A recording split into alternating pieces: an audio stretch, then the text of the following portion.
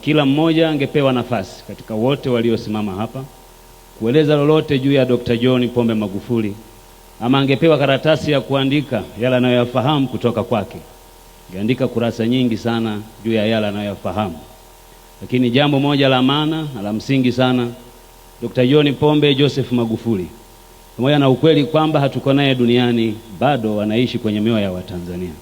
Na hii haikutokea kwa bahati mbaya, ni kwa sababu alifanya kazi nzuri, aliheshimu Tanzania, lakini muhimu zaidi aliwapenda Watanzania. Kazi ambayo Dr. Samia Suluhu Hassan ameiendeleza tena kwa kasi kubwa, hasa kwa miradi mikubwa ambayo yeye alianzisha, amehakikisha kuwa anaitimiza. Tutaendelea kumuombea mpendwa wetu, tunaendelea kukuombea sana Mama Janet Magufuli, kwanza kwa wewe mwenyewe kuiweka pamoja familia na kulifanya tukio hili kuwa linatokea kila wakati. Sisi tunatupa nafasi ya kureflect yale ambayo tulijifunza kutoka kwake. Tunakushukuru sana wewe pamoja na familia, lakini tunakushukuru sana mgeni rasmi kwa kuja huku kwetu Geita kwa ajili ya jambo hili.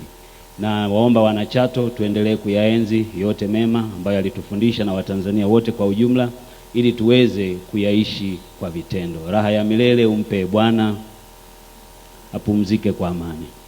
Asante. Tunakushukuru sana.